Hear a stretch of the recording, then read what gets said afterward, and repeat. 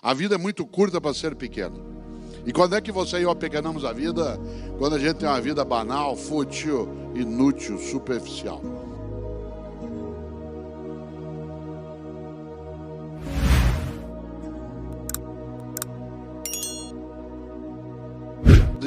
Da Terezinha Rios, da filósofa de Minas Gerais, mas que mora em São Paulo, quando ela diz que nós não somos imortais, mas podemos ser eternos. Nós não somos imortais, mas nós podemos ser eternos. E a nossa eternidade, ela se garante na nossa obra, na nossa esperança, no nosso desejo de, como foi aqui lembrado, investir 100% de esforço se houver 1% de chance. Isto é, de não desistirmos.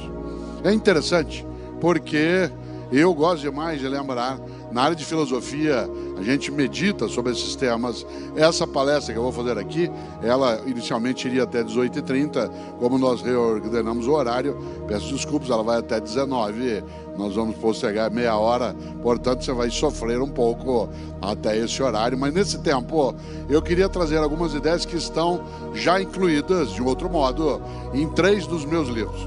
Se você quiser aprofundar algumas coisas que cá estão, essa reflexão que vou fazer está num livro meu chamado Qual é a Tua Obra?, que é um livro sobre gestão, liderança e ética.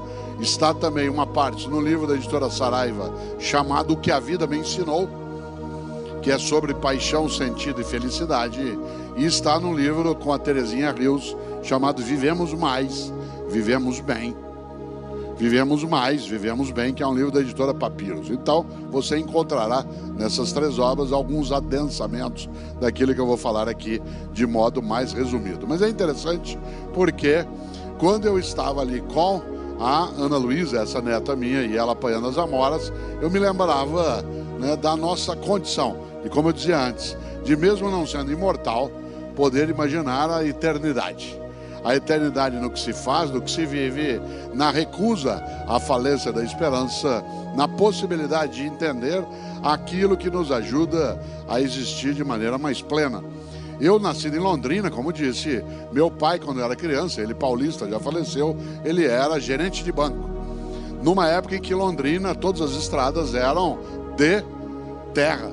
E lá no Paraná se usava jipe de capota de lona. Você imagina num calor que eventualmente há naquela região do Paraná, capota de lona. E meu pai chegava em casa todo dia, 6h30 da tarde, era só poeira de cima e embaixo. Só dá para ver o branco do olho dele. Aquele calor infernal, poeira, suado. Em vez de entrar em casa e praguejar, xingar, reclamar, primeira coisa que ele dizia assim: mas olha como Deus gosta de mim, hoje quebrou o jipe na estrada e não estava chovendo. De uma outra vez ele chegava e dizia assim: olha como eu sou abençoado. Olha só, filho, hoje acabou a gasolina do jipe e faltavam só 2 quilômetros para um posto de gasolina. Qual era a perspectiva ali? Não era fingir que os problemas não existiam, mas era não dar a eles uma dimensão que não tem que ser dado. Isto é, quando você olha uma porta, você sabe que ela tem fechadura e maçaneta. É preciso prestar mais atenção na maçaneta do que na fechadura. Embora quem quer abrir uma porta não pode desconsiderar que ela tem uma fechadura. Mas há pessoas que ficam tão obcecadas pela fechadura que não enxergam nunca a maçaneta e aí não abrem o que pode ser aberto. E nesse sentido, claro, a ideia de uma capacidade de ter a percepção do não desistir, de ir buscar, de procurar, é algo decisivo. Aquilo que Paulo Freire, que se vivo estivesse agora, no dia 19 de setembro, sábado passado, Paulo Freire faria 94 anos se vivo estivesse. E Paulo Freire, um homem estupendo, eu tive a honra de trabalhar com ele 17 anos, e Paulo Freire era um homem que era capaz de lembrar para nós algo, de que na vida, dizia ele, é preciso ter esperança, mas tem que ser esperança do verbo esperançar. Porque tem gente que tem esperança do verbo esperar. E esperança do verbo esperar não é esperança, é espera. Eu espero que dê certo, espero que resolva, espero que aconteça. Isso não é esperança, é espera. Esperançar é ir atrás, é se juntar, é não desistir. Esperançar é ter uma postura ativa em relação àquilo que pode, inclusive, nos perturbar, como perturba estando vivo. Eu gosto muito de lembrar de uma situação que vivi há uns 5 anos em São Paulo. Estava eu num congresso da área de enfermagem.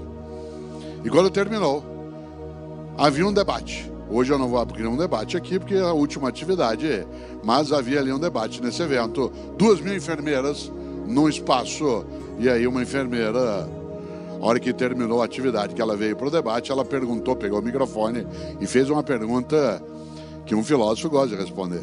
Ela virou e falou assim: professor, o que o senhor quer que fale sobre o senhor no seu velório?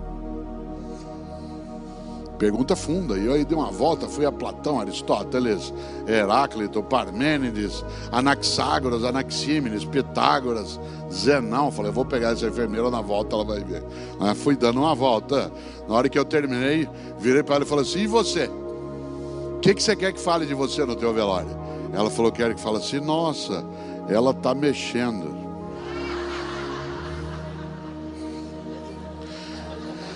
Que é a expressão mais simples, menos sofisticada, sem elaboração teórica e sem abstração. Afinal, o que é que um ser vivo deseja? Permanecer vivo. Se essa vitalidade nos honra, se essa vitalidade ainda é digna, se essa vitalidade não nos machuca. Nesse sentido, é claro que o sentido da vida se coloca na possibilidade de tê-la naquilo que ela pode ser de plenitude, naquilo que impede algo decisivo. No livro Qual é a Tua Obra, eu uso uma frase que eu gosto demais, de um grande pensador britânico chamado Benjamin Disraeli. E Benjamin Disraeli dizia: a vida é muito curta para ser pequena. A vida é muito curta para ser pequena. Já basta que ela curta seja para que a gente consiga pequená-la de algum modo. E a vida de fato é curta. Vida média hoje 75 anos. Média, alguns vão menos, outros vão mais. 75 é pouco. Quando você é jovem, como há vários aqui, para você chegar a 60, 70, demora. Quando você tem 20 anos, alguém de 60 anos já está perto do check-out.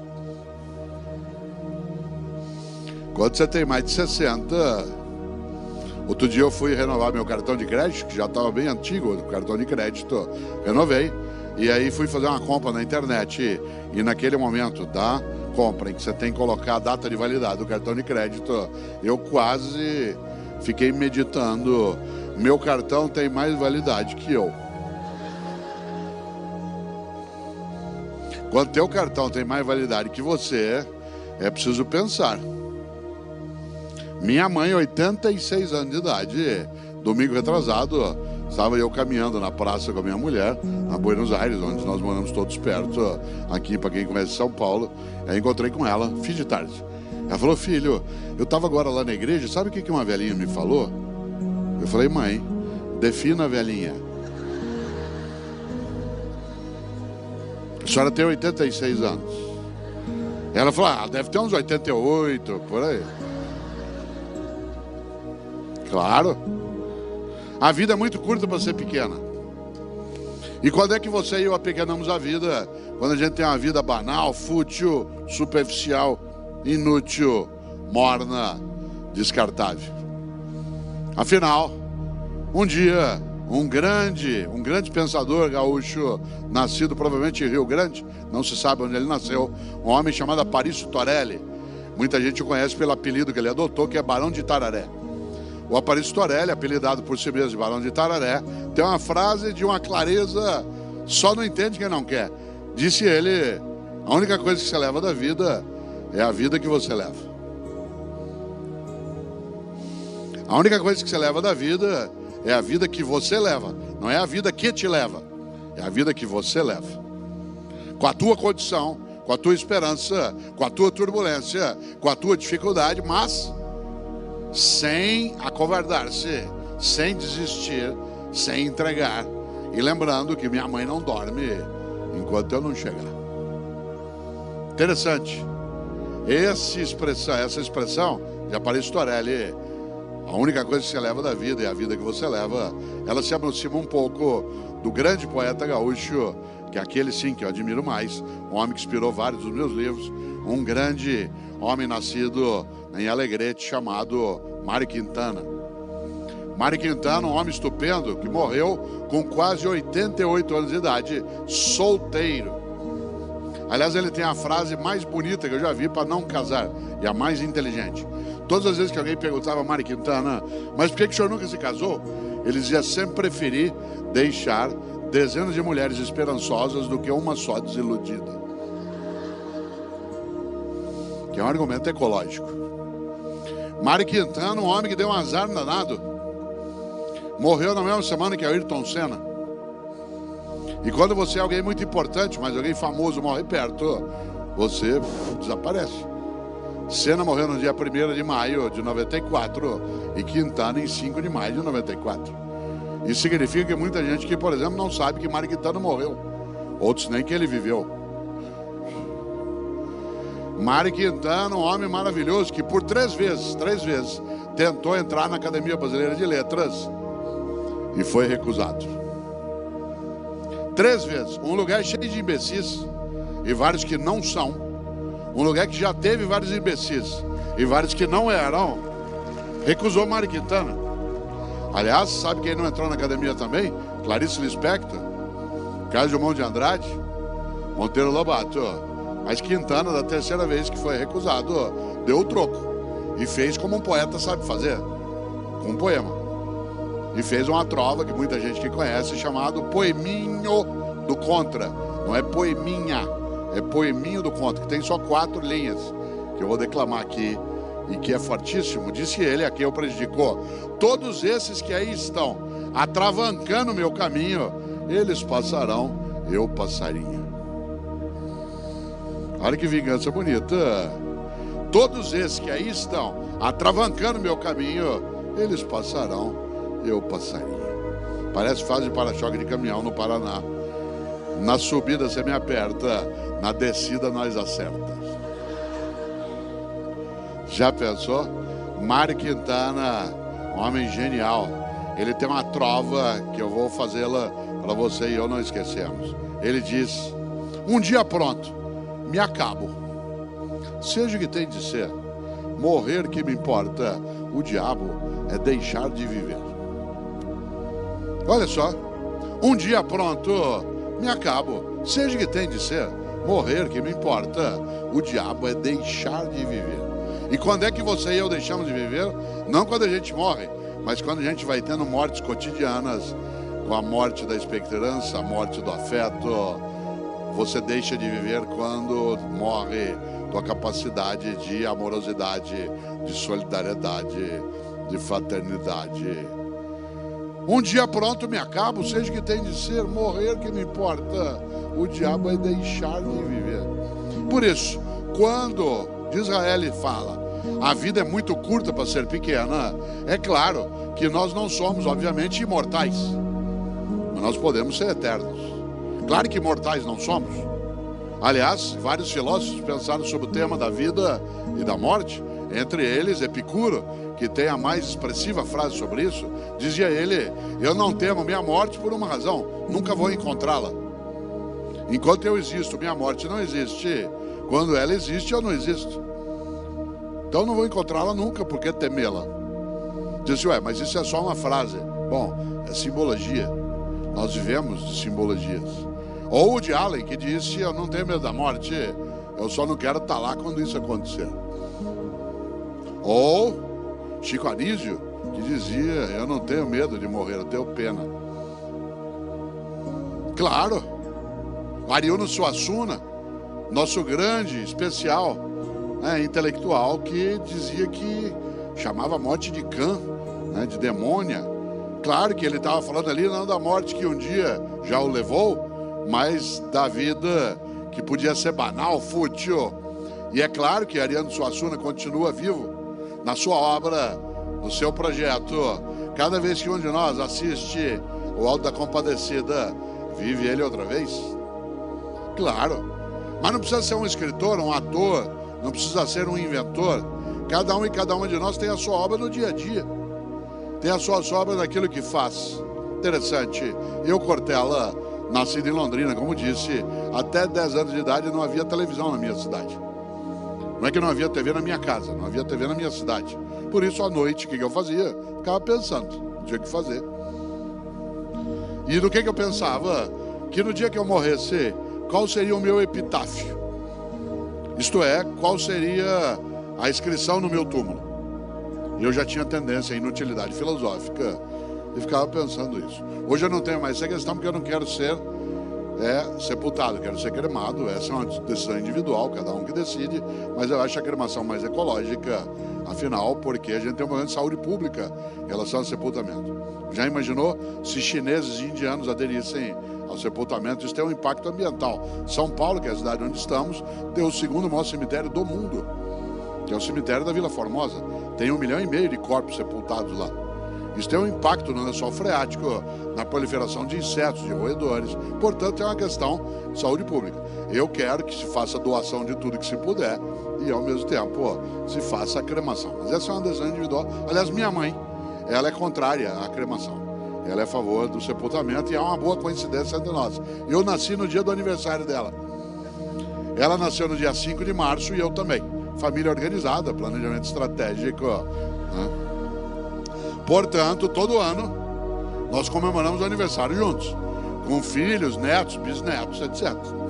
O ano passado, que ela fazia 85 anos, veja como é que minha mãe não dorme enquanto eu não chegar.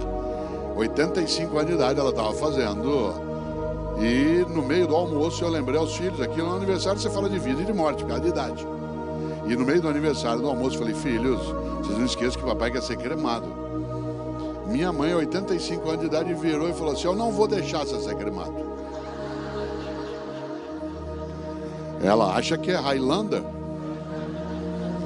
Olha só, minha mãe não dorme enquanto eu não chegar. Interessante. Se você observa, um dos sentidos da vida é ser capaz de não descuidar das outras vidas e da própria. Um dos sentidos da vida é cuidar da vida, seja da própria, seja de outras e outros. E nesse sentido, claro, se a gente lembra a necessidade de pensar na obra. E eu imaginava até 10 anos qual seria meu epitáfio. Um dia eu sosseguei, cheguei ao epitáfio que eu queria. Encrenca. Há uns 5 anos eu fui a Porto Alegre, cidade a qual eu vou com frequência, e todas as vezes que lá vou e tenho tempo, eu vou visitar a Casa de Cultura Mário Quintana. Quem conhece Porto Alegre, ali na Rua da Praia, Rua dos Andradas, onde era o antigo Hotel Majestic, no qual ele viveu por 27 anos. E quando ele morreu, o ex-jogador de futebol Falcão comprou uma parte daquilo e fez ali a Casa de Cultura Mário Quintana, preservando o quarto que ele morava, com a cama, a escrivaninha, o armário. E quando eu posso, vou lá visitar. Há uns 5 anos, em Encrenca, fui eu lá, e pela primeira vez, eu fiz algo que não era proibido. Mexi num caderno que ele deixava em cima da mesa, com anotações do próprio Quintana. Quando eu abri o caderno, quase que eu caí sentado, ele houvera anotado ali qual era o epitáfio que ele queria para o túmulo dele. E eu quase caí sentado porque ele tinha escolhido para o túmulo dele a mesma coisa que eu tinha escolhido para o meu. Claro que ele não copiou de mim, né? Mas nós tivemos uma inspiração assemelhada. Mário Quintana mandou escrever no túmulo dele a mais forte verdade que eu conheço, que parece piada e não é. Ele mandou escrever no túmulo dele, e está no túmulo dele, eu não estou aqui. Eu não estou aqui. Onde está Mário Quintana? Em nós, na amizade que repartiu, na solidariedade que ofereceu, na fraternidade que construiu, na sexualidade que assumiu, na religiosidade que praticou, na felicidade que sonhou. Onde está Mário Quintana? Em nós. Afinal, se você imagina, a expressão eu não estou aqui é um sinônimo daquilo que aqui é sempre lembrado, de que nós não somos mera materialidade que se encerra com o perecimento de uma biologia. Isto é, algo em nós que persiste. Alguns creem que seja imaterial e outros creem que seja, além da imaterialidade, a própria obra daquilo que fica. Olha que coisa interessante. Quando a gente imagina qual é o impacto que isso carrega, é necessário lembrar de novo, a vida é muito curta para ser pequena. E quando é que você e eu apequenamos a vida? Quando a gente tem uma vida banal, fútil, inútil, superficial. Interessante. Vários de nós aqui já tivemos turbulências na vida em relação à existência, negócios, profissão, falecimentos, doenças. No entanto, muita gente não apequenou a vida sabendo que essa turbulência, ela não impede que você e eu sejamos capazes de construir a ideia de que a gente não está ali. Ao contrário, de que a gente até, lembrando de novo a frase, não é imortal, mas pode ser eterno. E a nossa eternidade vem de um fato. Você ganha eternidade quando você consegue ser uma pessoa importante. Importante. Não confunda importante com famoso. Muita gente na tua vida é importante, não é famosa. E tem muita gente que é famosa que não tem a menor importância. Uma pessoa importante é aquela que faz falta. Atenção. No livro O que a Vida Me Ensinou, eu tenho uma frase na capa. Essa frase na capa é para você meditar um pouco. A frase da capa é: se você não existisse, que falta faria? Se você não existisse, que falta faria? Eu cortei ela no dia que eu me for, e eu me vou, e você também.